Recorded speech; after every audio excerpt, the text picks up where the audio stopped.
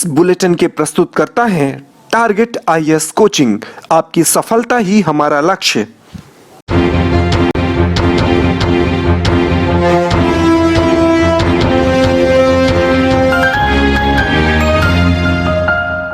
नमस्कार, आप देख रहे हैं रेवा दर्शन। मैं सचेता बघेल आपके साथ। आई जान लेते हैं क्या है आज की प्रमुख खबरें। आय से अधिक संपत्ति के खिलाफ लोकायुक्त की बड़ी कार्यवाही।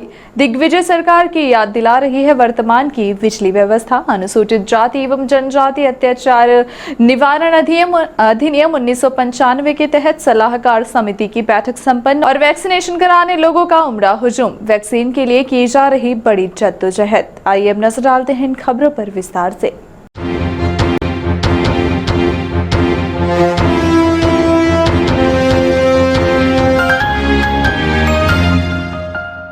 आय से अधिक संपत्ति के खिलाफ लोकायुक्त की बड़ी कार्यवाही। 7 करोड़ से अधिक की बेनामी संपत्ति का हुआ खुलासा। रीवा, भोपाल, उमरिया और शहडोल में एक साथ की जा रही है कार्यवाही। एफडी व सोने की 1 किलो ईंट, कई बैंकों में लॉकर, जमीन के साथ अन्य बेनामी संपत्ति की जांच जारी है। मध्य प्रदेश के उमरिया जिले में सहायक भू सर्वेक्षण अधिकर्ता के पद पर पदस्थ मुनींद्र दुबे को भोपाल समेत रीवा, शहडोल एवं उमरिया में एक साथ लोकायुक्त पुलिस ने छापेमार कार्यवाही की है। लोकायुक्त पुलिस की यह कार्यवाही आय से अधिक संपत्ति के मामले में मिली शिकायत के बाद की गई है। कार्यवाही के दौरान 7 करोड़ से अधिक की संपत्ति पाई गई है। आगे भी अभी कार्यवाही जारी है। भले ही शासन स्तर पर भ्रष्टाचार व नकेल कसने अनेकों प्रयास किए जा रहे हों, लेकिन भ्रष्ट अफसर भ्रष्टाचार करने में जरा भी नहीं हिचक रहे हैं। कुछ इसी तरह का एक और मामला सामने आया है मध्य प्रदेश के उमरिया जिले में पदस्थ सहायक भू सर्वेक्षण अधिकारी का, जो आय से अधिक बेमानी संपत्ति जमा करने सहित भ्रष्टाचार करने में कोई कोर कसर नहीं छोड़ रहे हैं। भ्रष्टाचार में लिप्त सहायक भू सर्वेक्षण अधिकारी मुनींद्र दुबे के खिलाफ आय से अधिक संपत्ति की शिकायत के बाद लोकायुक्त पुलिस द्वारा शिकायत की जांच की गई है। की गई शिकायत की पुष्टि होने के बाद मुनींद्र दुबे को रीवा स्थित आवास के साथ ही भोपाल, उमरिया एवं शहडोल में एक साथ दबिश देकर कार्यवाही की जा रही है। कार्यवाही के दौरान करोड़ों रुपए की बेमानी संपत्ति का खुलासा हुआ है, जिसमें कई एफडी समेत 1 किलो सोने की ईंट, कई बैंक लॉकर, जमीन व अन्य प्रॉपर्टी के दस्तावेज खंगाले जा रहे हैं। की गई कार्यवाही के संबंध में लोकायुक्त निरीक्षण प्रमेंद्र से बात की गई तो उन्होंने बताया कि लोकायुक्त एसपी राजेश वर्मा के निर्देशन पर मुनींद्र दुबे के 4 ठिकानों पर एक साथ दबिश देकर कार्यवाही की गई है, जहां 7 करोड़ से अधिक की बेमानी संपत्ति सामने आई है। अभी आगे कार्यवाही जारी है, जिसमें और भी संपत्ति का खुलासा हो सकता है। यह अनावेदक हैं आरोपी श्री मुनींद्र कुमार दुबे, जो कि उमरिया में सहायक भू सर्वेक्षण अधिकारी के पद पर नियुक्त हैं, कार्यरत हैं वहाँ पर। इनके खिलाफ एक आय से अधिक संपत्ति की शिकायत प्राप्त हुई थी, जिसमें गोपनीय सत्यापन किया गया, जिसमें ये सिद्ध पाया गया कि इनके पास आय से अधिक संपत्ति, कई गुना संपत्ति मौजूद है। इस आधार पर प्रकरण पंजीबद्ध करके यहाँ पे छापामार उनके घर पे कार्रवाई की गई है। एक साथ 4 जगह छापामार कार्रवाई चल रही है, भोपाल, उमरिया, शहडोल और रीवा में, जिसमें काफ़ी संपत्तियों की जानकारी प्राप्त हो रही है। एफडीआर भी है और इसमें हमें 1 किलो की सोने की ईंट भी बरामद हुई है, अन्य संपत्तियों के साथ में। करीब कितनी करोड़ की होगी इसमें पूरा टोटल? ये टोटल करीब 4 करोड़ से ऊपर का अभी आकलन पूरा कंप्लीट नहीं हुआ है, लेकिन करीब कार्रवाई चल रही है। 4 करोड़ से ऊपर की संपत्ति का अंदाजा है कि होगी। कब तक? देर शाम तक चली लोकायुक्त की कार्यवाही के बाद लोकायुक्त एसपी राजेश वर्मा से बात की गई तो उन्होंने कार्यवाही के संबंध में विस्तार से जानकारी देते हुए बताया कि सहायक भू सर्वेक्षण अधिकारी उमरिया मुनींद्र दुबे के ठिकानों में की जा रही कार्यवाही में मिली अकुत संपत्ति 6 करोड़ 70,26,500 कीमती मिली है। शहडोल स्थित 1,375 वर्ग फीट में बना 3 मंजिल मकान, कोलार रोड भोपाल में 1200 वर्ग फीट में एक डुप्लेक्स, कोलार रोड भोपाल में 2 BHK मकान, रीवा स्थित छत्रपति नगर में 2 मकान बाउंड्री सहित रीवा में 2400 वर्ग फीट में निर्मित 3 मंजिला मकान, 4 दुकानें, वर्ष 2010-11 में क्रय की गई 30 डिसमिल जमीन ग्राम लोही में, 12 एकड़ का फार्म हाउस मऊगंज तहसील के ढेरा स्थित, 5 एकड़ का फार्म हाउस मऊगंज के ढेरा स्थित, 4.5 एकड़ के फार्म हाउस में 15 वर्ग फीट की निर्मित 3 दुकानें, चिरोला कॉलोनी में 2400 वर्ग फीट का एक प्लाट, चिरोला रीवा में ही 8000 वर्ग फीट का एक और प्लाट, 1500 वर्ग फीट का भूखंड बाउंड्री सहित पत्नी सावित्री दुबे के नाम गज तहसील मऊगंज में 8325 वर्ग फीट का भूखंड, शहर के समान थाना क्षेत्र में 5400 वर्ग फीट का भूखंड, आभूषणों में 1 किलो सोने की ईंट, सोने चांदी के जेवर, लगभग 70 कीमती 9 वाहन, 6 2 पहिया, 1 3 पहिया एवं 2 4 पहिया वाहन, इन्वेंट्री रीवा, शहडोल एवं भोपाल स्थित मकान 19,98,000, विभिन्न बैंक खातों में 6 लाख, इस तरह से 6,70,26,500 की बेनामी संपत्ति का खुलासा हुआ है। ये मुनींद्र दुबे सहायक भू संरक्षण अधिकारी मानपुर जिला उमरिया में पदस्थ हैं। इनकी अनुपातहीन संपत्ति से संबंधित जांच की गई। जांच के बाद जो है इसमें प्रकरण पंजीबद्ध किया गया। प्रकरण पंजीबद्ध करने के बाद माननीय न्यायालय से सर्च वारंट जारी करवाया। 3 जगह पर छापेमारी की गई, जिसमें इनके भोपाल में खुला रोड पर मकान पर, रीवा में चिरौला नाथ कॉलोनी में रिहायशी मकान पर एवं शहडोल में इनका रिहायशी मकान है, वहाँ पर छापेमारी की गई, जिसमें करीब 6 मकान जो अभी तक जानकारी मिली है, करीब 6 प्लॉट, उसमें 2 कृषि फार्म, 12 एकड़ का कृषि फार्म हाउस है, 4.5 एकड़ का कृषि फार्म हाउस है, 2 जगह इनकी दुकानें पाई गई, मऊगंज खेड़ा गांव है वहाँ पर। इसके अलावा 6 2 व्हीलर और 2 4 व्हीलर पाई गई। इनके पास जो है करीब 60 लाख रुपए का बैंक बैलेंस अभी तक पता चला, करीब 70 लाख रुपए की जो है ज्वेलरी, जिसमें एक सोने की ईंट करीब 1 किलो की है, 2 अभी तक साथ में। कब तक कार्रवाई चलेगी जी? कब तक कार्रवाई चलेगी? कार्रवाई अभी चल रही है। कितने की कुछ अभी लगभग 6 करोड़ के ऊपर की संपत्ति।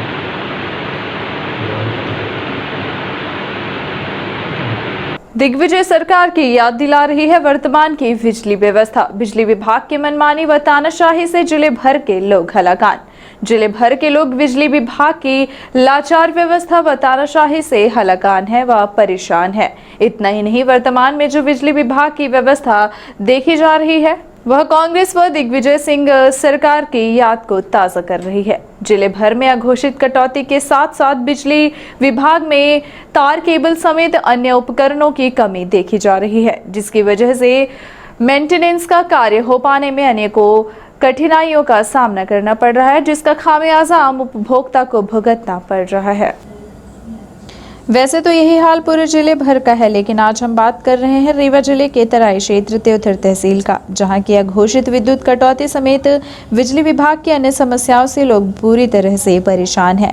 इसी बात को लेकर भारतीय यूनियन किसान संघ के साथ ग्रामीणों ने विद्युत विभाग के कार्यपालन अभियंता कार्यालय का घेराव करते हुए उन्हें अपनी समस्याओं से अवगत कराया तथा कार्यपालन अभियंता को 15 सूत्रीय मांगों का ज्ञापन भी सौंपा गया।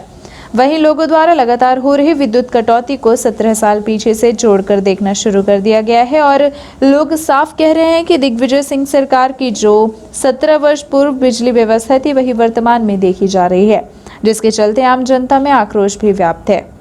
त्योथर तहसील में इन दिनों लगातार हो रही अघोषित विद्युत कटौती को लेकर घरेलू उपभोक्ताओं और किसानों में खासा आक्रोश देखने को मिल रहा है, जिसका नतीजा ये हुआ कि भारतीय किसान संघ के साथ ग्रामीणों ने मिलकर कार्यपालन अभियंता कार्यालय का घेराव कर 15 सूत्रीय मांगों को लेकर ज्ञापन सौंपा है।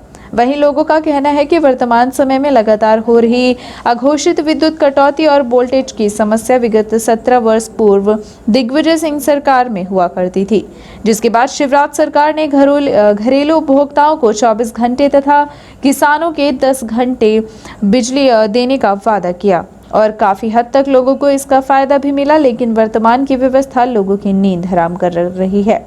जिले भर के साथ त्योथर में विद्युत विभाग के कर्मचारियों की तानाशाही रवैये के चलते वर्तमान समय को 17 वर्ष पीछे कांग्रेस दिग्विजय सिंह के शासनकाल की तरह लौटा दिया गया है, जिससे घरेलू उपभोक्ता के साथ किसानों को भी अनेकों समस्याएं झेलनी पड़ रही हैं। लोगों ने ज्ञापन सौंपते हुए यह चेताया है कि अगर 7 दिवस के अंदर विद्युत व्यवस्था नहीं सुधरती है तो जिलेवासी भोपाल जाकर प्रदेश के मुख्यमंत्री शिवराज सिंह चौहान से मिलकर समस्या का हल करवाएंगे। मामला ये था कि जो हम 17 वर्ष पहले जिस बिजली की परेशानियों से गुजर रहे थे, सिर्फ बल्ब के तार जलते थे, जो दिग्विजय सिंह के ज़माने में बिजली की व्यवस्था हुआ करती थी, आज वही व्यवस्था मामा शिवराज सिंह के ज़माने में त्योथर की है, जिसके कारण सारे किसान, मजदूर, युवा परेशान हैं, विद्यार्थी परेशान हैं। बिजली की मतलब ये लुका छिपी के कारण न तो किसान अपना कार्य कर पा रहा है, न तो मजदूर अपना कार्य कर रहा है। इस जो है बिजली की समस्या से सभी परेशान है, जिसके कारण हम लोग ज्ञापन दिए थे। आज ज्ञापन के आधार पर आज 13 तारीख को डी कार्यालय के समक्ष धरना प्रदर्शन दिए, जिसमें डी के द्वारा अभी तो आश्वासन दिया जा रहा है। क्षेत्र की बिजली समस्याओं से रिलेटेड उनकी समस्याओं के बारे में उन्होंने बताया है। ज़्यादातर वो किसानों की समस्या है कि किसानों को जो 10 घंटे हम सप्लाई दे रहे हैं उसकी जगह 16 घंटे या 24 घंटे विद्युत प्रदाय की जाए, है ना। सिंगल फेसिंग जो की जा रही है उसको जो हमारा निर्देश हैं उन्हीं के अनुसार हम लोग देने का प्रयास कर रहे हैं। उनका ये है कि बिजली अनवरत रूप से 24 घंटे किसानों को प्रदान की जाए। और क्षेत्र में कई जगह लाइनों की समस्याओं के बारे में है, ट्रांसफार्मर की समस्या की है, क्षेत्रीय लाइनमैनों की जो समस्या है उसके बहुत सारी मांगों के बारे में उन्होंने चर्चा की है। विद्युत सुधार के बारे में, विद्युत लाइनों के सुधार के बारे में उनकी विधिवत हम जांच करवाएंगे और जो संभव होगा जिनके निराकरण हमारे कार्य क्षेत्र में रहेगा, बेहतर तरीके से हम बेहतर विद्युत व्यवस्था भी देंगे। अभी वर्तमान में कतरेला में 132 kV सब स्टेशन बन रहा है, कई फीडर ओवरलोडेड भी हैं। वो 132 सब स्टेशन बन जाने के कारण हमारे जो 3311 kV ओवरलोडिंग की समस्या का समाधान हो जाएगा और बेहतर बिजली लोगों को उपलब्ध होगी। अनुसूचित जाति एवं जनजाति अत्याचार निवारण अधिनियम 1995 के तहत गठित संभागीय सतर्कता सलाहकार समिति की बैठक संपन्न। बुधवार को रीवा कमिश्नर कार्यालय सभागार में अनुसूचित जाति एवं जनजाति अत्याचार निवारण अधिनियम 1995 के तहत गठित संभागीय सतर्कता सलाहकार समिति की बैठक संपन्न हुई। बैठक की अध्यक्षता संभागीय कमिश्नर अनिल सुचारी तथा रीवा जोन के आईजी उमेश जोगा ने की। बैठक में संभाग के अधीक्षक तथा समिति के अन्य सदस्यगण शामिल रहे। वैक्सीनेशन कराने लोगों का उमड़ा हुजूम। वैक्सीन के लिए की जा रही बड़ी जद्दोजहद, उड़ाई जा रही है खुलेआम सोशल डिस्टेंसिंग की धज्जियां। एक तरफ जहां प्रदेश भर में वैक्सीनेशन महाअभियान चल रहा है, वहीं लोगों को कोरोना वैक्सीन लगाने का पूरा जोर प्रयास भी किया जा रहा है ताकि हम कोरोना मुक्त मध्य प्रदेश के संकल्प को पूरा कर सके। लेकिन रीवा जिले में प्रशासन व स्वास्थ्य विभाग के द्वारा किए जा रहे अनेकों प्रयास पर ये तस्वीर सवालिया निशान खड़े कर रही है। जी हाँ, ये जो तस्वीर आप देख रहे हैं यह ना किसी बड़े सिनेमा हॉल की है, ना ही यहाँ पर कोई बड़े उपहार ही बांटे जा रहे हैं जिसे पाने लोग टूट पड़े हैं, बल्कि यह तस्वीर कोरोना की वैक्सीन लगवाने की है, जिसे लगवाने लोगों का हुजूम उमड़ पड़ा और व्यवस्था की कली खुलती देखी जा रही है कि वैक्सीनेशन के लिए कितनी व्यवस्था बनाई जा रही है। आखिर यह भीड़ क्यों उमड़ रही है? वैक्सीन की उपलब्धता नहीं है या फिर कोई और कारण है, या यूं कहे कि स्वास्थ्य विभाग या अन्य जिम्मेदारों की लापरवाही है। जहां जनता वैक्सीन लगवाने पूरी तरह परेशान देखी जा रही है, लेकिन यहां कोई व्यवस्था बिल्कुल नहीं देखी जा रही है। भेड़ बकरियां की तरह लोगों का रेला टूट पड़ा है। ये हाल रीवा जिले के नईगढ़ स्थित कन्या विद्यालय में बनाए गए वैक्सीनेशन सेंटर का है, जहां पूरी तरह से कोविड-19 के नियमों समेत सोशल डिस्टेंसिंग की धज्जियां उड़ाई जा रही हैं और यहाँ व्यवस्था को देखने सुनने वाला कोई नहीं है। आप देख सकते हैं कि किस तरह से लोग वैक्सीन के लिए परेशान देखे जा रहे हैं। पूर्व मंत्री व रीवा महाराज पहुंचे ग्राम भटलो। आकाशीय बिजली गिरने से झूल से पीड़ित परिवार से की मुलाकात। महाराज मार्तन सिंह जुदेव चैरिटेबल ट्रस्ट द्वारा की गई मदद। वहीं प्रदेश सरकार व प्रशासन से पीड़ित परिवार की मदद करने दिया गया आश्वासन। विगत दिनों गोविंदगढ़ क्षेत्र के ग्राम भटलो में आकाशीय बिजली गिरने से भुवनेश्वर प्रसाद उपाध्याय व उनके परिवार के अन्य लोग आ गए थे, जिसमें इनके एक पुत्र गुड्डू उपाध्याय की मौत हो गई थी। वहीं दूसरा पुत्र ईश्वर दीन उपाध्याय गंभीर रूप से घायल है, जिनसे मुलाकात करने पूर्व मंत्री व रीवा महाराज पुष्पराज सिंह पीड़ित परिवार के घर पहुंचे और इस दुख की घड़ी में उनके परिवार के साथ खड़े होकर उनका हाल चाल लिया और महाराज मार्तन सिंह चैरिटेबल ट्रस्ट से उनको आर्थिक सहायता भी दी गई। वहीं सरकार से भी सहायता दिलाए जाने का आश्वासन दिलाया गया है। पीड़ित परिवार की सहायता को लेकर प्रदेश के मुख्यमंत्री शिवराज सिंह चौहान से सहायता दिलाए जाने का भी आश्वासन दिया गया। वहीं प्रधानमंत्री को भी ट्वीट कर इस समस्या से अवगत कराया गया है। मुख्य चिकित्सा एवं स्वास्थ्य अधिकारी जिला मध्य प्रदेश द्वारा जारी किए गए निर्देश के अनुसार दिनांक 15 एवं 16 जुलाई 2021 को कोविड-19 टीकाकरण नहीं होगा। अगला टीकाकरण दिनांक 17 जुलाई 2021 दिन शनिवार को होगा।